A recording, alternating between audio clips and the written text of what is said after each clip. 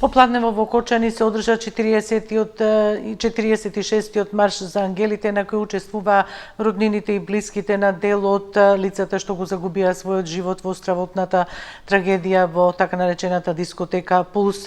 На денешниот марш беше колегата Сунаи Сабриовски, со него воспоставуваме линковска врска во овие вести. Сунаи, може ли да ни представиш како помина маршот, 46-тиот поред марш на ангелите и кои пораки можеа да се слушнат?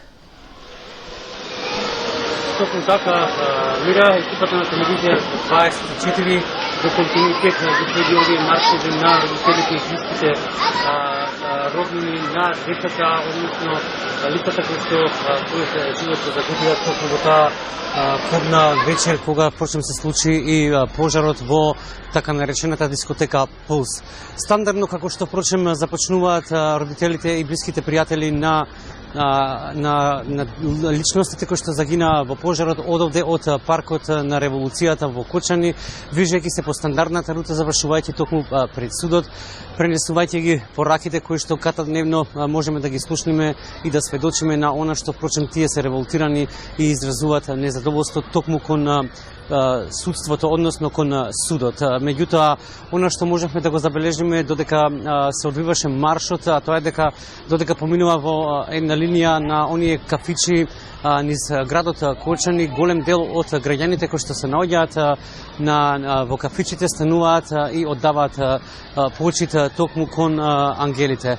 Впрочем, овој марш за ангелите поминува и преку спортската сала која што го носи името Кочански ангели, а токму впрочем на самиот ѕид од основното училиште кој што се наоѓа до спортската сала Никола Каре се наоѓаат и грандиозни мурали кои што потсетуваат за ликот и делот на личностите кои што загинаа во трагедијата од дискотеката Пулс во Кочани. Во однос на пораките кои што ги испратија и денеска родителите од пред судот овде во Кочани, предлагам да ги слушнеме во продолжение.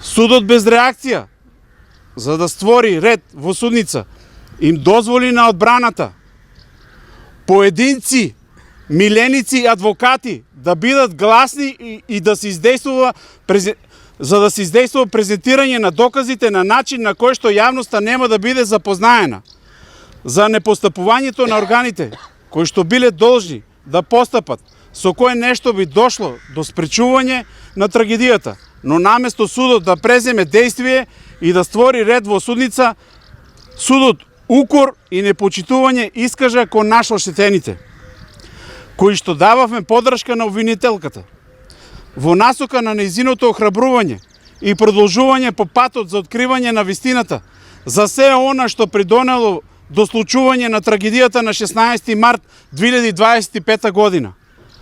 Кон кого е потребно да се обратиме за контрола и правилен тек на судењето? Дали во оваа држава постојат надлежни за да не дозволат и овој судски процес да заврши со однапред договорен исход? Позадински влијанија, прикривање на вистината, наместо правда пред законот, дали е потребно да се вклучат странски организации и Страсбург? На последното рочиште, ние родителите почувствувавме длабоко разочарување и страв дека правдата за нашите убиени деца можеби нема да биде задоволена. Му препорачуваме на судот да ја заврши својата работа честно, законски и праведно, затоа што ние веќе немаме сила да поднесуваме нови неправди. Ние сме родители кои го изгубиле највредното што го имале и живееме како живи мртовци. Не дозволувајте да ја изгубиме и последната надеж дека правдата постои. Нашите деца заслужуваат вистина, одговорност и правда, а ние нема да престанеме да се бориме за тоа.